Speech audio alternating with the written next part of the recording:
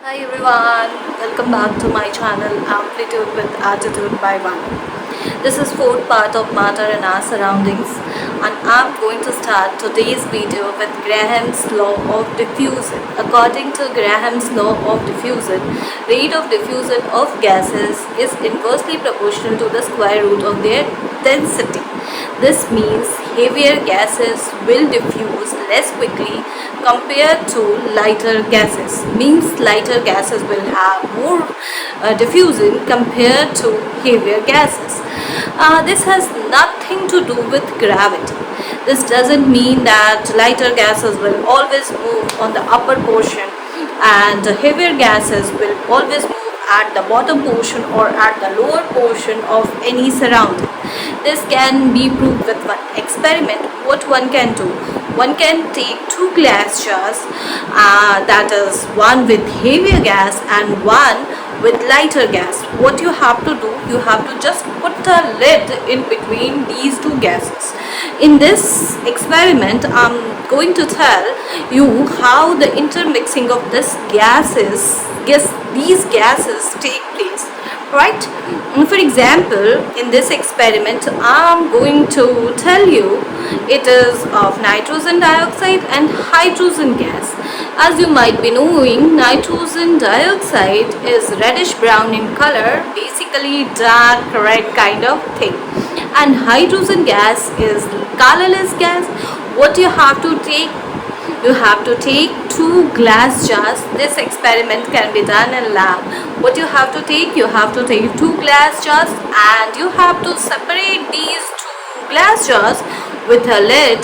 In the lower portion of the glass jar, or you have to put nitrogen dioxide, that is reddish brown color gas, and in the upper portion you have to put hydrogen gas, right? Now you have to separate these two gases with a lid.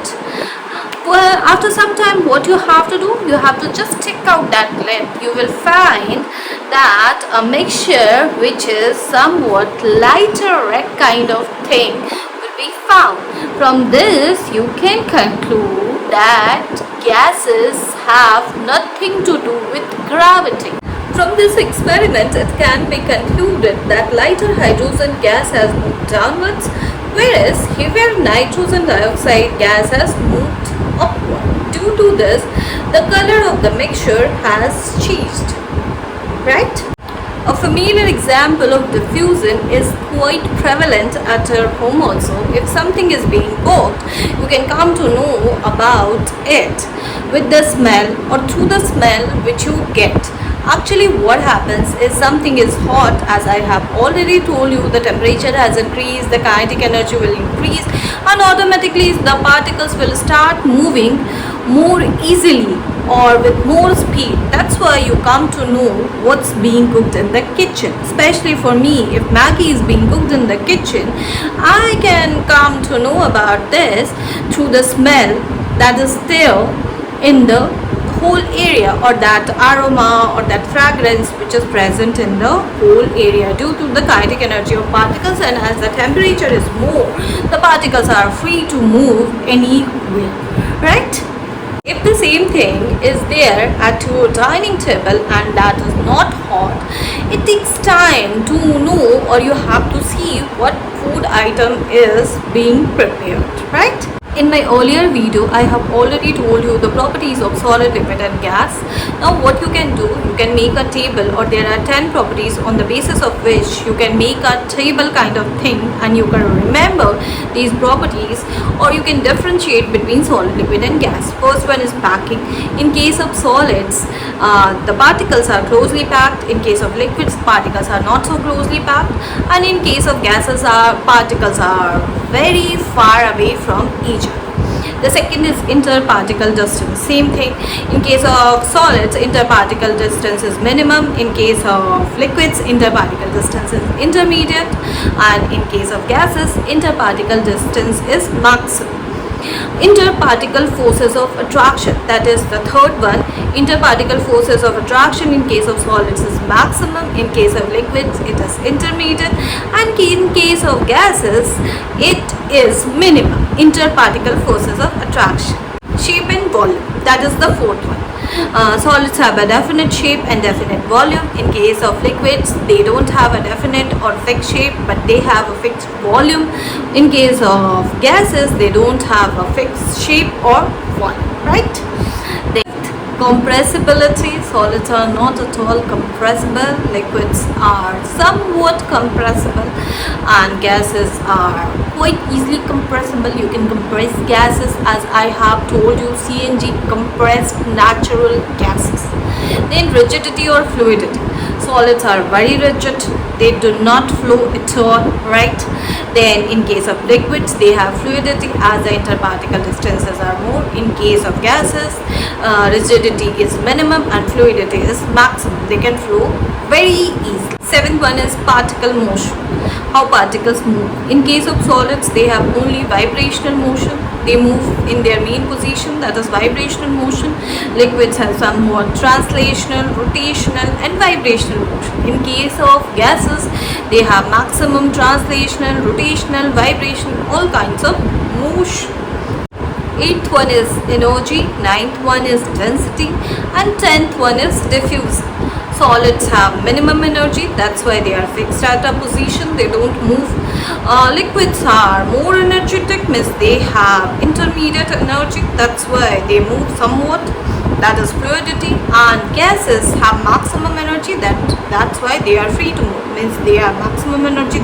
In general scenario, what you can say, solids have minimum money, they are poor people, they are sitting at their position. Liquids are intermediate, middle class, intermediates, basically middle class, means they will think where to go, where not to go, where to spend their money, where not to spend their money.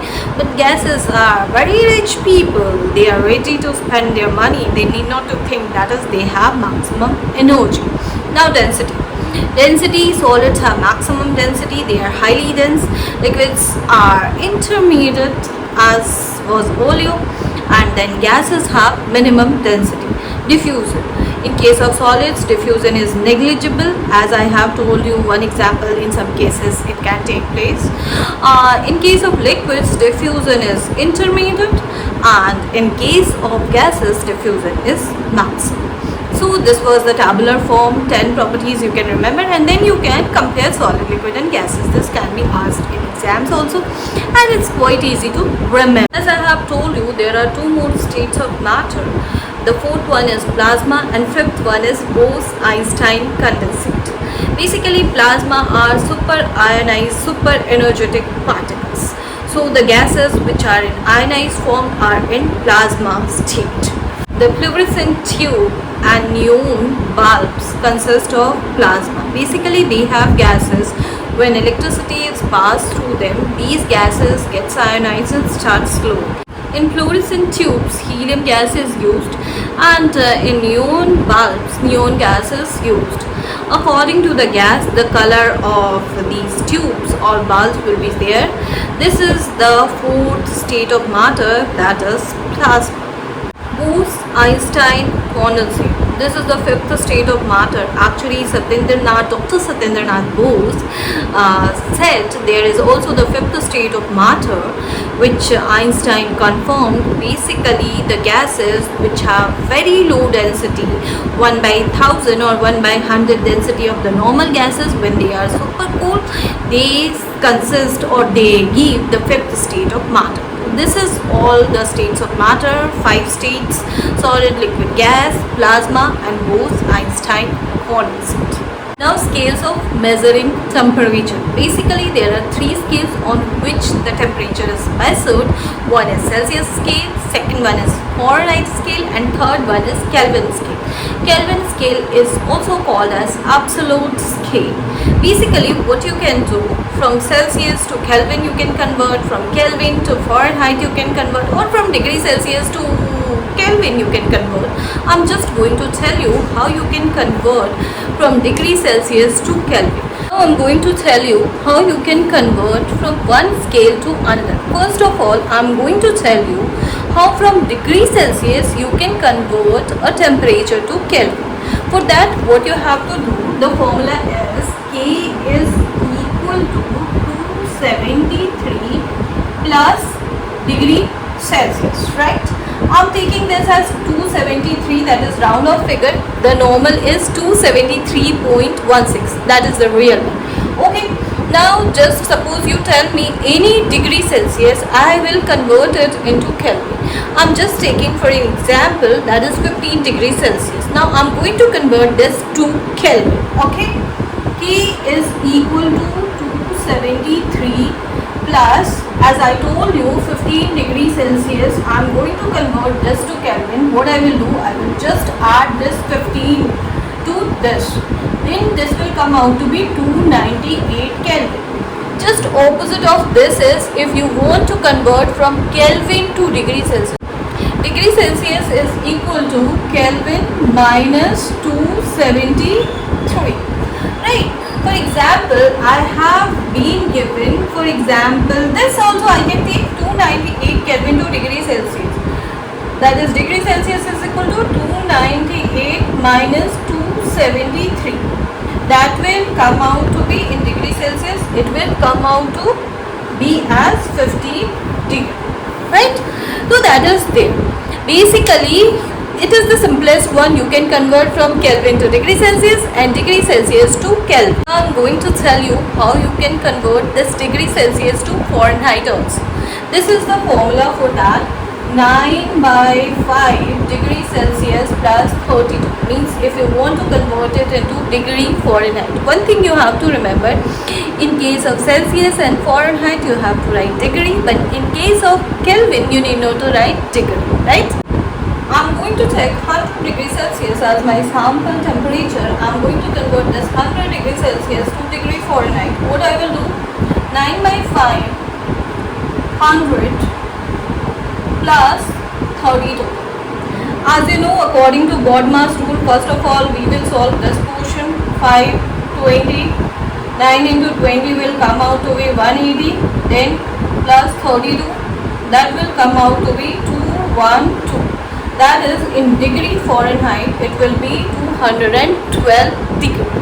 Okay, this is the simplest one. You can put degree Celsius here and then you can convert it. Just going to show you with another example. In this time I am taking it as 50 degrees Celsius. Now see, this one is 50 degrees Celsius. In place of 100, what you have to do, you have to change this to 50. Now it will be 5 tens are 50, then 10 into 9, 9 will come out to be 90, 90 plus 32 will be, now can anyone tell me? 120.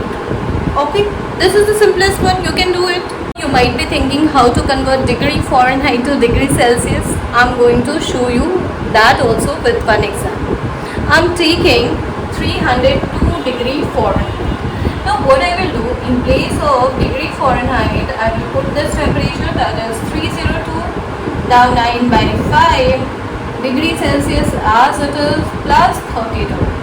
What I can do, I can take this 32 to this side. This will come out to be 302 minus 32 is equal to 9 by 5 degree Celsius. Fine.